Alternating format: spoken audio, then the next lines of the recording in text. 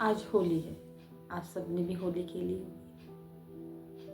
होली हम रंगों से खेलते हैं ताकि हम सब प्रेम से एक ही रंग में रंग जाएं। बहुत प्यारा त्योहार है। एक रंग में रंगने के लिए, लड़ने झगड़ने के लिए नहीं।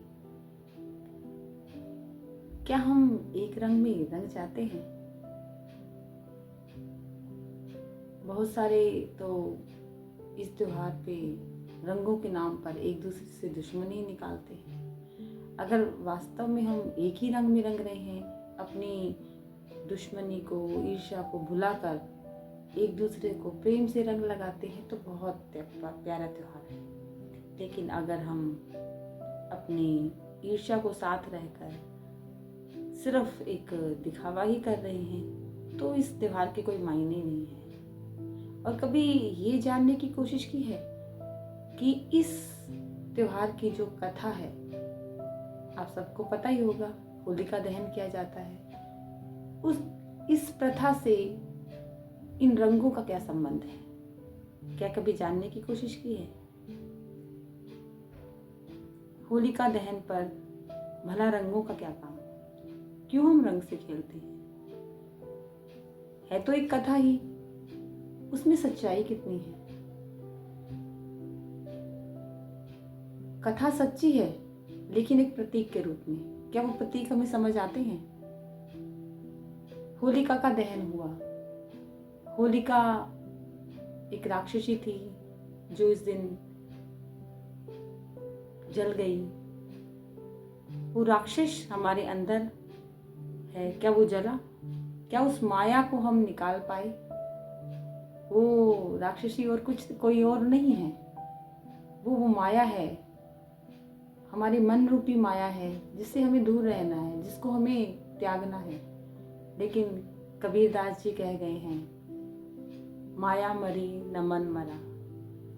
तो क्या ये माया मरी? जब माया मरेगी तब हम इस रंगों को समझ पाएंगे, इस प्रेम को समझ पाएंगे।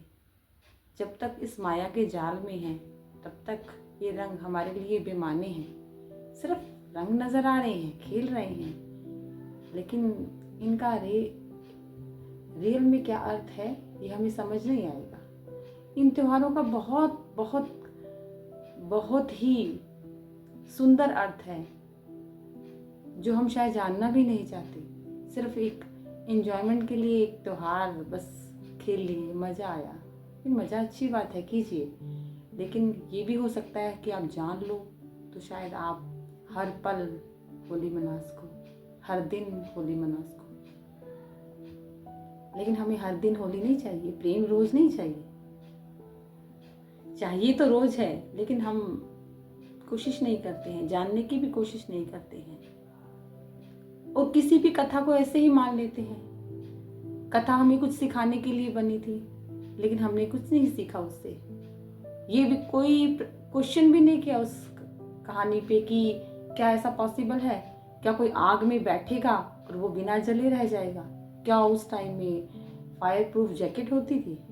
क्या वो होलिका जैकेट पहन के बैठी थी जो ऐसे उसने कहा कि मैं तो जलूंगी नहीं? हालांकि वो जली, बिल्कुल जली, लेकिन उसको तो यकीन था ना कि मैं नहीं जलूंगी। आप सबको पता है कि उसने ये कहा था कि मुझे वरदान है कि मैं तो जल ही नहीं पाऊंगी।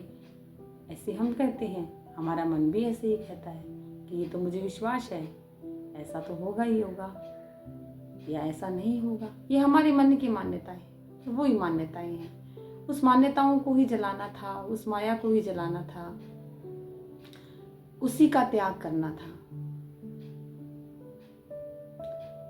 अष्टावक्र गीता में भी यही कहा गया है कि इन विषयों को विष के समान त्याग दो। तो त्याग करना है उस माया का, और फिर हमारे अंदर प्रेम पैदा होगा। आपको बड़ी अजीब अटपटी लग रही होगी मेरी बातें शायद, लेकिन थोड़ा ध्यान से देखिएगा। हर कथा में प्रतीक है, कथा पर उलझना चाहिए। हमने सिर्फ कथा को सुना और उसमें से जो हमें अच्छा लगा, रंग अच्छे लगे, हमें रंगों से खेल लिए। कुछ डर हमारे जुड़ गए कुछ त्योहार को मनाने के लिए, तो हमने वो कर डाले। और इसके अलावा हमारे लिए त्योहार का कोई मायने नहीं है। एक एंजॉयमेंट के लिए त्योहार आते हैं और चले जाते हैं। अगर कोई भी त्योहार आपके अंदर प्रेम नहीं ला पाता है तो उसका कोई अर्थ नहीं है। और हर त्योहार का एक ही अर्थ है। जानने वालों ने ये जाना है कि कोई भी त्योहार अलग अलग अर्थों में नहीं है, लेकिन हर बार हर कथा के जरिए, अलग अलग कथा के जरिए एक ही बात समझाने की कोशिश की है कि अपने अंदर के राक्षस को मारना है और प्रेम को आगे बढ़ाना है, सबसे प्रेम करना है और सबको एक ही रंग में रंग जाना है, और वो है प्रेम का रंग।